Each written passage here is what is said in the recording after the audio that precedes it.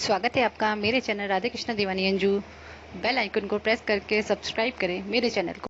Radhe Radhe friends, स्वागत है आपका मेरे चैनल राधे कृष्णा दीवानी अंजू पर। जैसे कि आप लोग जानते हैं, आज है एकादशी के बारे में और ज़्यादा जानकारी देने के लिए हमारे साथ हैं हमारे रामाचार्य जी महाराज। पंडित जी राधे राधे। पंडित जी, जैसे कि आप बता रहे थे मुझे आज है एकादशी, तो हम एकादशी के बारे में कुछ बताइए। ये श्रावण मास की एकादशी है, कृष्ण पक्ष की। इसको कामिका एकादशी कहते हैं। इसका व्रत करने से मनुष्य को जो कामनाएं होती हैं मन में, वो कामनाएं पूर्ण हो जाती हैं। जो भी इस व्रत को करता है उसको संपूर्ण फल प्राप्त होता है। इस कामिका एकादशी का व्रत करने से मनुष्य को मनोवांछित फल प्राप्त होता है। भगवान विष्णु की सदैव उस पर कृपा बनी रहती है। इस व्रत को करना चाहिए मनुष्य को, और जो भी मनुष्य इसको करता है उसके जीवन में कभी दुख और नहीं आता है, उसके अंदर कोई रोग नहीं सताते, ऐसा शास्त्र का मत है। भगवान विष्णु ने स्वयं महारानी लक्ष्मी जी से भी कहा। कुछ विधि बताइए पंडित जी इसके बारे में। एकादशी का जो विधि है, तो इसका जो व्रत करना चाहिए सब मनुष्य, इसको व्रतराज कहा गया है, व्रतों का राजा है। जैसे कोई भी आप व्रत न करें, केवल एकादशी का व्रत करते हैं तो संपूर्ण व्रतों का फल प्राप्त आप हो सकता है आपको। लेकिन इसका जो विधिवत पूजन और भगवान नारायण का उनको नैवेद्य और उनको समर्पित करना चाहिए।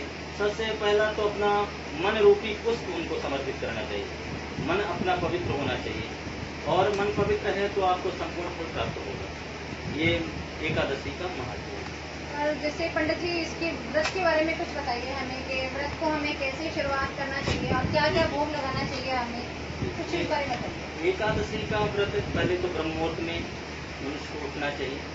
ब्रह्म मुहूर्त में उठ करके अपनी नृत्य क्रिया से निवृत्त होकर के स्नान करना चाहिए। स्नान करने के बाद जो है भगवान नारायण का स्मरण करते हुए भगवान नारायण का पूजन करना चाहिए। पहले भगवान नारायण को स्नान कराएं। स्नान कराने के बाद जो भगवान नारायण को सुंदर वस्त्र, रेशमी वस्त्र धारण करवाएं, उनको इत्र लगाएं, उनका जो है चंदन, केसर युक्त चंदन लगाना चाहिए। इसके बाद भगवान नारायण को धूप दीप नैवेद्य से पूजन करना चाहिए। दूध या फ्रूट हो जो भी हो भगवान को समर्पित करना चाहिए। तुलसी दल समर्पित करना चाहिए। तुलसी दल अनिवार्य है, भोग में भी डालें और भगवान नारायण को भी चढ़ाएं। तुलसी का बहुत बड़ा महत्व है। पंडित जी आप थोड़ी तुलसी जी के बारे में बताइए कि तुलसी जी का क्या महत्व है और तुलसी जी क्यों चढ़ाई जाती है, भगवान कान्हा जी, विष्णु जी, बताइए कुछ। ये जो तुलसी है भगवान नारायण को ज़्यादा प्रिय है। और ये भगवान नारायण को क्यों प्रिय है, ये जब जलंधर का भगवान नारायण वध करने के लिए सोचे, उसका वध नहीं हो पा रहा, तो जलंधर को जब वध करने के लिए भगवान नारायण ने जलंधर का रूप धारण करके और वृंदा के पास गए, उसकी पत्नी के पास गए और छल किया।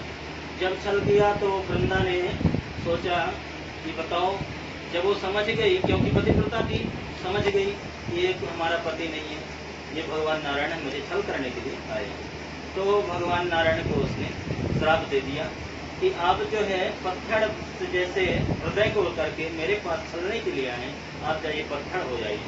भगवान नारायण पत्थर हो गए, तो भगवान नारायण ने भी उसको श्राप दे दिया, जाओ तुम पौधे हो जाओ। तो तुलसी का पौधा हो गई वृंदा, और वृंदा जब पौधा हो गई तो भगवान नारायण ने उनसे कहा कि देवी तुम मेरे सर पर सदैव विराजमान रहोगी, और अगर तुम विराजमान नहीं होगी तो कोई तुम जो तुलसी दल मेरे भोग में नहीं डालेगा वो मैं ग्रहण नहीं करूँगा। इसलिए भगवान नारायण को ये तुलसी जो है तो अति प्रिय है, इसलिए चढ़ाना चाहिए। चलिए, ये तो हो गई है एकादशी के व्रतों के बारे में। आप पंडित जी जैसे सब जानते हैं श्रावण मास चल रहा है, जी जी। तो कुछ इसके बारे में हमें जानकारी दीजिए। श्रावण मास में किस तरह से शिव जी की पूजा की जाती है, उन पे जल चढ़ाना ही क्यों अनिवार्य होता है, कुछ इस बारे में बताइए। ये भगवान शिव का जो है श्रावण मास का है, पूरा ये श्रावण मास भगवान शिव का ही रूप माना जाता है। किसी भी दिन किसी भी समय भगवान शिव पर की पूजा की जा सकती है, और भगवान शिव की पूजा करने से मनोवांछित फल प्राप्त होता है। जैसे कि कहा जाता है कि भगवान जो है आशुतोष कहा गया भगवान शिव को, और भगवान को अवघरदानी भी कहा जाता है कि अगर भगवान शिव को एक लोटा जल भी चढ़ा दिया जाए श्रावण मास में, तो जो आप फल चाहते हैं वो फल भगवान शिव दे देते हैं। और इसलिए भगवान का इस मास में दुग्धाभिषेक होता है, जलाभिषेक होता है, जो किसी भी चीज़ों से भगवान का अभिषेक किया जा सकता है। और इन किसी भी चीज़ों का अलग अलग जो है तो विधान है, पूजा करने का विधान अलग अलग है। भगवान का रुद्राभिषेक करना चाहिए। ये 12 ज्योतिर्लिंग जो हैं, 12 ज्योतिर्लिंगों में भगवान का अभिषेक अनिवार्य होता है। भगवान का अभिषेक करना चाहिए भगवान शिव का, और शिव का ही यह रूप श्रावण मास कहा गया है, इसलिए रुद्राभिषेक का अधिक महत्व इसमें कहा गया है। अब जैसे कि सावन में सोमवार होते हैं, सावन के सोमवार बहुत महत्व रखते हैं, तो कुछ इनके व्रतों के बारे में बताइए पंडित जी, हमारे व्यूअर्स जानना चाहेंगे कि किस तरीके से रखना चाहिए, कुछ बताइए। सोमवार का व्रत भगवान कहते हैं, भगवान शिव का ही सोमवार जो दिन है, और भगवान शिव का जो सोमवार दिन है उसमें जो पूजा किया जाता है, जो व्रत किया जाता है, उसका फल अतिशीघ्र और भक्त को प्राप्त हो जाता है। और इसका व्रत सुबह भगवान उठना चाहिए और भगवान शिव का स्मरण करते हुए और भगवान ओम नमः शिवाय का जाप करते हुए भगवान शिव का पूजन करना चाहिए। और भगवान शिव का पूजन करने से जो तो भगवान का जो व्रत है उस व्रत को रखना चाहिए। भगवान को पूजन करने के बाद जो है तो भगवान को नैवेद्य लगाना चाहिए। वैसे कहा जाता है कि आटे का चूरमा बना करके उसका लड्डू बना करके और भगवान शिव को अर्पण करना चाहिए, इसका ज़्यादा विधान है। और इसका लगाने से भगवान शिव प्रसन्न हो जाते हैं, इसलिए आटे का चूरमा बना करके और भगवान शिव को अर्पण करना चाहिए। फिर ओम नमः शिवाय का जाप करते रहना चाहिए। सायंकाल के समय जो है तो मीठा से भगवान शिव का व्रत होना चाहिए, उनका पूजन करके और स्वयं नैवेद्य ग्रहण किया जाए। भगवान शिव का जो है 12 ज्योतिर्लिंगों का जो नाम स्मरण करता है उसके सभी पाप जो है तो नष्ट हो जाते हैं। वो 12 ज्योतिर्लिंगों के जो नाम हैं मैं आप सभी भक्तों को बताने जा रहा हूँ श्लोक के माध्यम से, क्योंकि ये देववाणी कहा गया है। देववाणी के माध्यम से मैं आपको बता रहा हूँ। सौराष्ट्रे सोमनाथंच श्रीशैले मल्लिकार्जुनम उज्जैनम महाकालम ओंकारममलेश्वरम परल्यम वैद्यनाथंच जागिन्यम भीमशंकरम सेतु वंदे तु रामेशम नागेशम दारुकावने वाराणस्यान्तगुस्मेशं त्र्यम्बकं गौतमी तटे हिमालये तु केदारं गुस्मेशं च शिवालये एतानि ज्योतिर्लिङ्गानि सायं प्रातः पठेन्नरः सप्तजन्मकृतं पापं विस्मरेण विनश्यति। बोले शंकर भगवान की जय।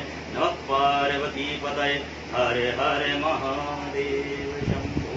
बहुत अच्छे पंडित जी, आप छोटा सा एक भजन सुना दीजिए, जो भी आपको लगता है, जो भी आपके मन में इस वक्त हो, हमें वो दो लाइन।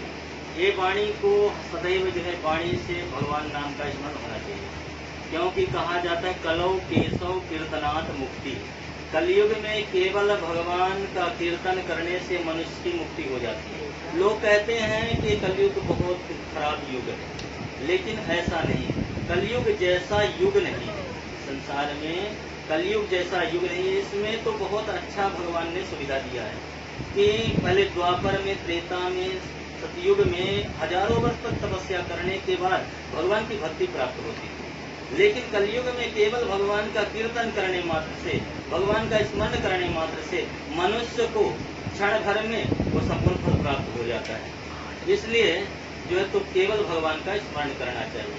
तो आइए हम सब लोग थोड़ा सा भगवान का स्मरण करते हैं और इसके बाद राधा रानी के चरणों में अपने मन को लगाते हैं। इसके बाद अपनी वाणी को विराम देते हैं।